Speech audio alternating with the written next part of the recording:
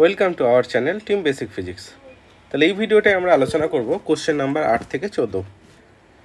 আচ্ছা, এই কোশ্চেনটায় প্রথম 8 নম্বর কোশ্চেনে কি দেখছি যে একটি তড়িৎদ্বিমেরুর কেন্দ্র থেকে আর দূরত্বে অক্ষীয় অবস্থানে কোনো বিন্দুতে তড়িৎ ক্ষেত্র প্রবাহ বললে ই। তাহলে একটা তড়িৎদ্বিমেরুর অক্ষের কোনো বিন্দুতে হচ্ছে এটা হচ্ছে ই। তাহলে তড়িৎদ্বিমেরুটাকে উলম্বের অক্ষের সাথে 90 ডিগ্রি কোণে ঘোরানো হলো। তাহলে এখন যদি 90 ডিগ্রি কোণে ঘোরানো হয়, অর্থাৎ তার মানে লম্ব সমদ্বিখণ্ডকের ওপর একটা বিন্দুতে পরিণত হবে। তাহলে ওই বিন্দুতে তড়িৎ ক্ষেত্র প্রাবল্য কত হয়ে যাবে? তাহলে এটা হচ্ছে E/2।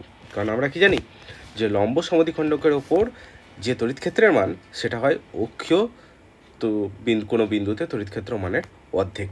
তাহলে এখানে অপশান হয়ে যাবে সি, অর্থাৎ E/2। ঠিক আছে। আচ্ছা, এরপরে কোশ্চেন কি বলেছে, কোশ্চেন নাম্বার 9, যে ধরা যাক ধনাত্মক আধানে আহিত একটি অসীম পাতলা সমতল পাতের তলমাত্রিক আধান ঘনত্ব সিগমা। পাতটির কাছাকাছি আর দূরত্বে পি বিন্দুতে তড়িৎ ক্ষেত্রের প্রাবল্যের মান হলো ই। তাহলে দূরত্বের সঙ্গে তড়িৎ ক্ষেত্রের মান কিভাবে পরিবর্তিত হবে? আচ্ছা, সমান্তরাল পাতের ক্ষেত্রে আমরা কি জানি বলতো, যে তড়িৎ ক্ষেত্রের মান ই এটা সমান হয় সিগমা বাই 2ε0। আচ্ছা, এখানে কি কোনো আর এর মান আছে? দেখতে পাচ্ছ না। তাহলে আর এর মান যদি নেই, তাহলে আর এর উপর কি নির্ভর করবে? না। তার মানে কি হচ্ছে, যদি এইদিকে আর প্লট করি, এইদিকে ই প্লট করি, তাহলে ইটা সবসময় একই মান থাকবে, অর্থাৎ অপশন ডি হবে রাইট অ্যান্সার। ঠিক আছে, বুঝতে পারছো? কমেন্ট করে অবশ্যই জানিও।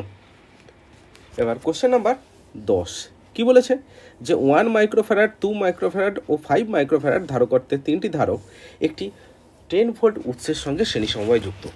তার মানে দেখো, যদি আমরা ছবিটা আঁকি, এটা একটা ধারক, এটা একটা ধারক, এটা একটা ধারক, তাহলে 3টে ধারক, ভোল্টেজ কত দেওয়া আছে? ভোল্টেজ দেওয়া আছে 10 ভোল্ট, এবং এটা কি দেওয়া আছে? ডিসি। ঠিক আছে, তাহলে এটা হচ্ছে 10 ভোল্ট। আচ্ছা, এটা হচ্ছে 1 মাইক্রোফ্যারাড, এটা 2 মাইক্রোফ্যারাড, আচ্ছা এটা হচ্ছে 5 মাইক্রোফ্যারাড। তাহলে এরা তিনটের আমাদের যদি তুল্য ধারকত্ব বের করি, কী হবে? 1/c সমান হবে 1/1 প্লাস 1/2 প্লাস 1/5।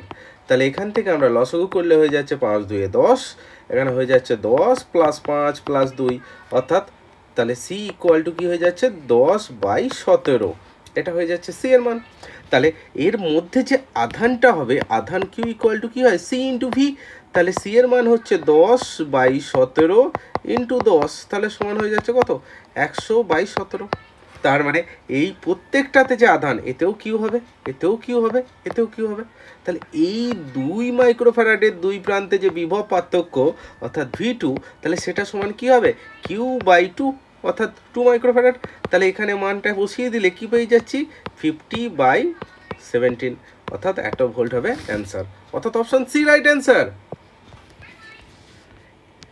এরপর আসি কোশ্চেন নাম্বার 11 কি বলেছে, অ্যাম্পিয়ারের বর্তনী সূত্র অনুসারে একটি আদর্শ সলিনয়েডের অক্ষে চৌম্বক ক্ষেত্র প্রাবল্য বি এবং এর ব্যাসার্ধ আর হলে কি হবে? আচ্ছা, একটা সলিনয়েড ছবিটা মনে আছে তো? তাহলে এর মধ্যে দিয়ে যদি আই প্রবাহ মাত্রা যায়, তাহলে বি ইকুয়াল টু কত হয়? μ0 Ni/L।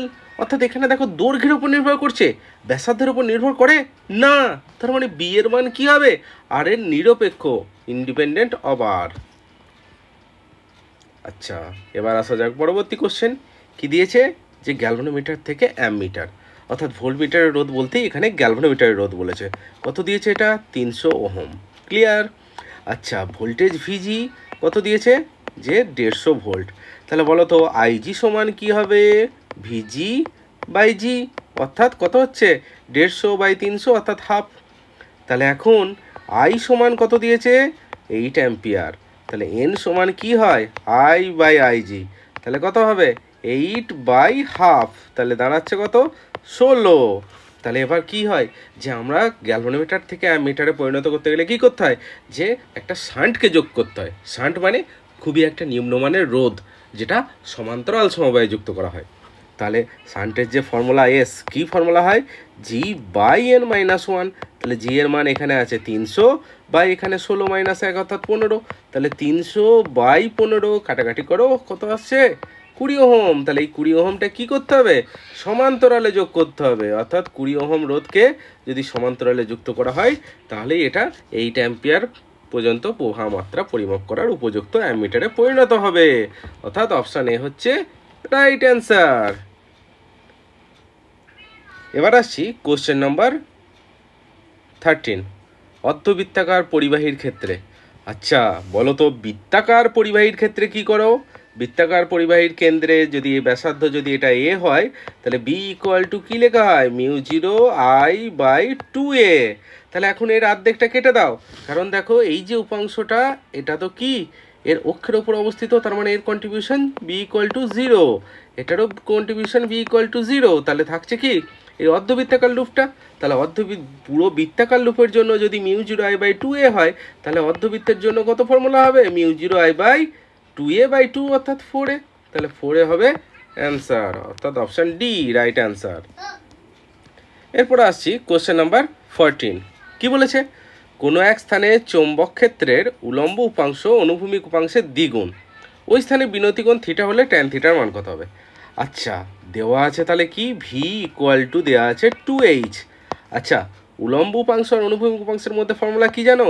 যে ভি সমান হয় h ট্যান থিটা। দেখো এখানে বসিয়ে দাও, তাহলে দেখো 2h সমান হচ্ছে h ট্যান থিটা।